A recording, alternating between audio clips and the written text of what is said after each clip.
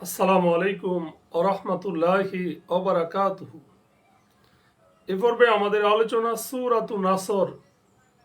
এটি কুরআনুল কারীমের 110 নং সূরা। এর আয়াত সংখ্যা 3।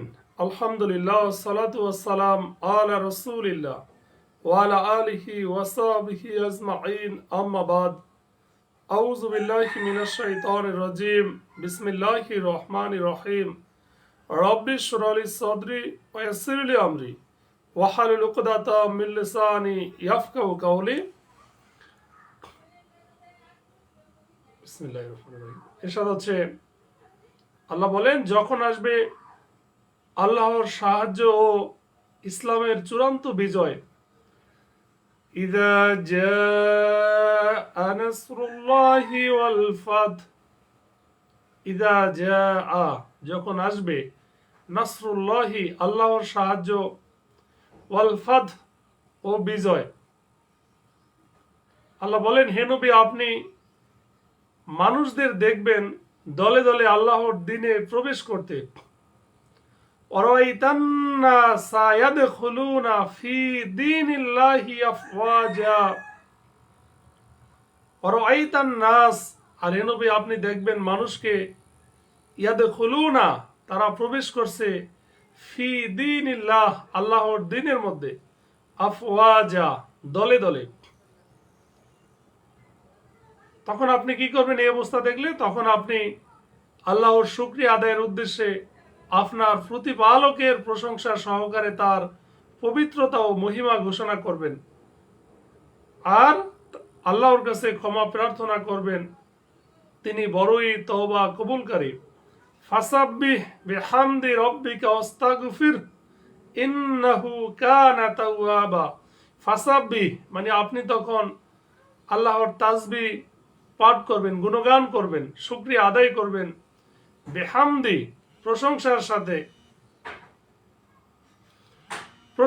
সাথে, রব্বিকা, আপনার রবের, ওয়াস্তাগফিরহু, এবং তার নিকট ক্ষমা চাইবেন।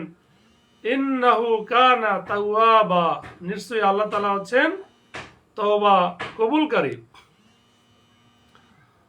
তো এখানে যে প্রথম আয়াতটা, যে ইযা জাআ নাসরুল্লাহি ওয়াল ফাত, যখন আসবে আল্লাহর সাহায্য, বিজয়, এই ব্যাপারে সকলেই একমত যে এখানে বিজয় বলে মক্কা বিজয় বোঝানো হয়েছে। আর বিজয় মানে কোনো একটি সাধারণ যুদ্ধে বিজয় নয়, বরং এর মানে হচ্ছে এমন একটি চূড়ান্ত বিজয় যার ফলে ইসলামের সাথে সংঘর্ষ করার মতো আর কোনো শক্তি অস্তিত্ব দেশের বুকে থাকবে না। এবং এ কথাও সুস্পষ্ট হয়ে যাবে যে বর্তমানে আরবে এই দিনটি প্রাধান্য বিস্তার করবে। আল্লাহ বলেন, ওরাইতান্না সায়াদখুলুনা ফি দীনিল্লাহি আফওয়াজা, আর আপনি লোকদেরকে দলে দলে আল্লাহর দ্বীনে প্রবেশ করতে দেখবেন। অর্থাৎ লোকদের একজন দুজন করে ইসলাম গ্রহণ করার যুগ শেষ হয়ে যাবে। তখন এমন এক যুগের সূচনা হবে যখন একটি গোত্রের সবাই এবং এক একটি বড় বড় এলাকার সমস্ত অধিবাসী কোনো প্রকার যুদ্ধবিগ্রহ ও চাপ প্রয়োগ ছাড়াই স্বতঃস্ফূর্তভাবে মুসলিম হয়ে যেতে থাকবে। মক্কা বিজয়ের পূর্বে এমন লোকদের সংখ্যাও প্রচুর ছিল যারা আল্লাহ রাসূলের রিসালাত ও ইসলামের সত্যতা সম্পর্কে নিশ্চিত বিশ্বাসের কাছাকাছি পৌঁছে গিয়েছিল, কিন্তু কুরাইশদের ভয়ে অথবা অন্য কোনো কারণে তারা ইসলাম গ্রহণ থেকে বিরত ছিল। মক্কা বিজয় তাদের সেই বাধা দূর করে দেয়। সে মতে তারা দলে দলে ইসলামে প্রবেশ করতে শুরু করে। সাধারণ আরবরাও এমনই ভাবে দলে দলে ইসলামে দাখিল হয়। আল্লাহ রসুলের কাছে এসে ঈমান আনার ব্যাপারে প্রতিযোগিতা শুরু করে। মক্কা বিজয়ের আগে এই সমস্ত গোত্রগুলো ঈমান আনার ব্যাপারে দ্বিধা করত। তারা বলতো, তার ও তার গোত্রের অবস্থা পর্যবেক্ষণ করুন, যদি সে তার গোত্রের উপর জয়লাভ করতে পারে তবে সে নবী হিসাবে বিবেচিত হবে। সম্মানিত সুধী, তাহলে এখানে আল্লাহর সাহায্যের অর্থ হলো ইসলাম এবং মুসলিমদের কুফর ও কাফেরদের উপর বিজয় দান। আল্লাহ বলেন, ফাসাব্বিহ বিহামদি রাব্বিকা ওয়াস্তাগফিরু, আর আপনি হে নবী, আপনি আপনার রবের সপ্রশংসা সহ তাসবিহ পাঠ করুন এবং আল্লাহর কাছে ক্ষমা প্রার্থনা করুন। ইন্নাহু কানা তাওয়াবা, নিশ্চয়ই তিনি তওবা কবুলকারী। তো একাধিক হাদিস ও সাহাবীর উক্তিতে আছে যে এই সূরায় আল্লাহ রাসূলের ওফাত নিকটবর্তী হওয়ার প্রতি ইঙ্গিত আছে। হযরত আব্দুল্লাহ ইবনে আব্বাস রাদিয়াল্লাহু তাআলা আনহু বলেন যে হযরত ওমর আমাকে বদরি সাহাবীগণের সাথে তার সাথে প্রবেশাধিকার দিয়েছিলেন। তারা এটাকে মনে প্রাণে মেনে নিতে পারছিলেন না। তারা বলেই ফেলল, একে আবার আমাদের সাথে কেন? আমাদের কাছে তার সমবয়সী সন্তান সন্ততি রয়েছে। তখন হযরত ওমর বললেন, তোমরা তো জানো সে কোত্থেকে এসেছে। তারপর একদিন তিনি তাদের মজলিসে তাকে ডেকে পাঠালেন।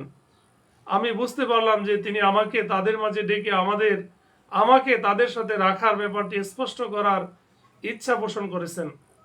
অতঃপর হযরত ওমর বললেন, তোমরা মহান আল্লাহর বাণী ইযা জা নাসরুল্লাহি ওয়াল ফাতহ এটা সম্পর্কে বলো।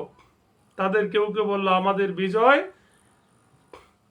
লাভ হলে যেন আমরা আল্লাহর প্রশংসা ও তার কাছে ক্ষমা চাই, তাই বলা হয়েছে। আবার তাদের অনেকেই কিছু না বলে চুপ ছিলেন।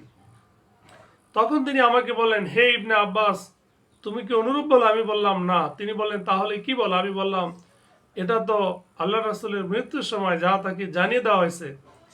আল্লাহ তাআলা বলেন, যখন আল্লাহর সাহায্য বিজয় এসে যাবে, আর এটাই হবে আপনার জীবন শেষ হয়ে যাওয়ার আলামত। সুতরাং আপনি আপনার রবের সব প্রশংসা সহ তাসবিহ পাঠ করুন এবং তার কাছে ক্ষমা চান,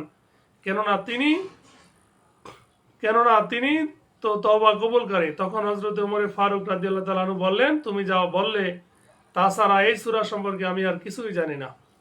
আল্লাহু আকবার। অর্থাৎ বুঝে নাও যে রিসালাতের তাবলীগ ও হক প্রতিষ্ঠার দায়িত্ব যা আপনার উপর ছিল তা পূর্ণ হয়ে গেছে। এবার দুনিয়া থেকে আপনার বিদায় নেওয়ার পালা এসে গেছে।